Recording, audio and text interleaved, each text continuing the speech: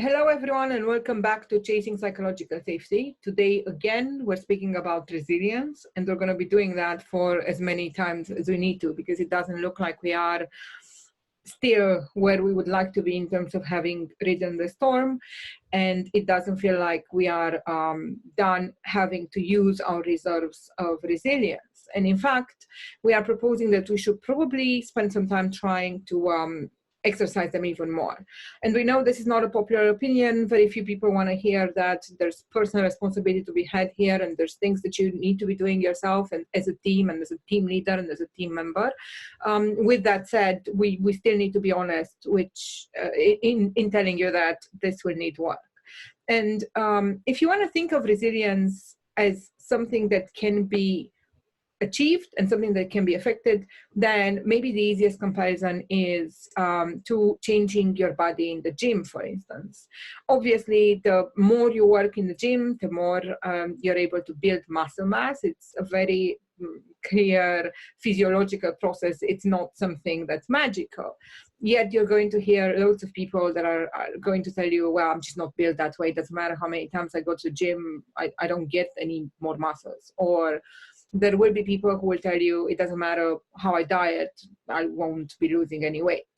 And, some of that there's a 5, 10, 20 degree percent in which there's some truth to that. So not everyone's built exactly the same. And there are some set points in terms of biology for both physical attributes and psychological and emotional attributes that people have, which are immutable, if you wish. But everything else is mutable, or rather changeable.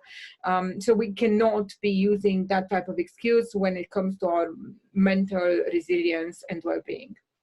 And in terms of that, we said this in the article yesterday, and we gave you a couple of the links of the hundreds of times we've been speaking about this topic. But just to return to it with some of the exact ideas that we would like to give you so that you use directly in your work as of today. And so, hopefully you've been using them all along, but just to remind you of some of the techniques that work for others. And we would like to frame this again through the prism of positive psychology, which is essentially the science of well-being, in the same way that, going into a regimen of training your body for sports is the science of well-being in a physical manner. So what are some of the things that people could be doing, Fionn?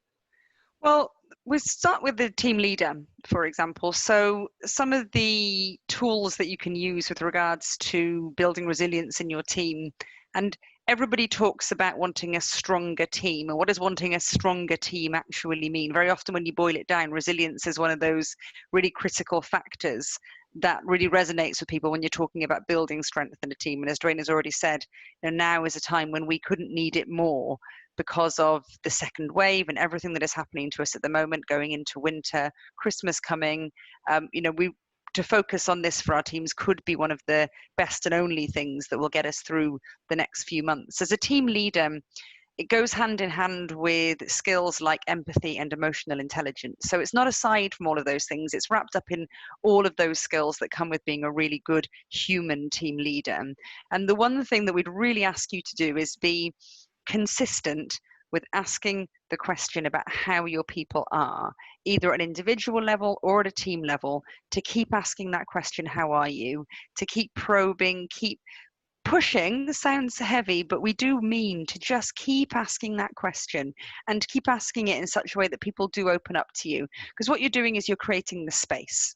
We want you to create the space intentionally for people to be able to say, this is what's not okay for me at the moment. And it could be a wide variety of things. This is what's not okay for me. A week later, it might be completely different. The team to share that at a group level as well is really important. There's a great quote going around on LinkedIn at the moment, and it's that idea of a team leader saying to somebody, how are you? And as we always say, oh, I'm fine, or not so bad is the overused phrase. The question that should follow that up is, no, really. How are you? Tell me the truth. And then that person says, actually, it's all crap at the moment and I'm really not feeling right and I need some support and this is what I need. And that's a much more real conversation that's going to create real resilience in your individual relationships with your team. And then, as we said, you can have that at a team level as well. and then you're really powering to have a strong team that can get you through months, if not years, of all sorts of ups and downs. Indeed, and sometimes it might take asking that question several times. It might take a lot of resilience on your part as a team leader to really push through those impression management barriers that you have already set in place for yourself, or that you have worked with all through your adult life, which are, I don't want to pry, I don't want to ask things that are intrusive. Do pry, do ask things that are intrusive. This is the time your people need you to do that. They need to see that this conversation is open. They need the follow-up from it, which is, if you're not well, what can you do to be better? What all do you have in place for your self-care this week? Is it running? Is it something you're doing that you're learning from?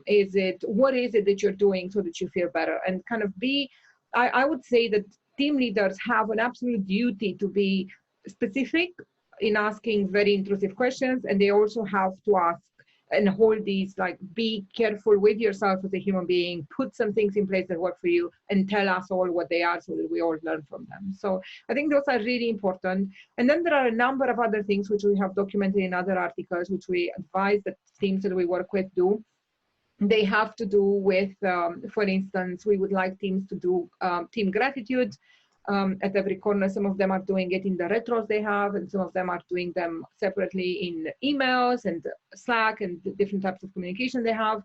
But whatever methodology you use, doing gratitude, stopping and kind of as a team, recognizing what went well for a second, savoring that moment, those are things that will retrain your neural pathways. It is that powerful. It isn't something you're doing because it's cute. It isn't exactly the same thing as asking people what their favorite color is or how their weekend was.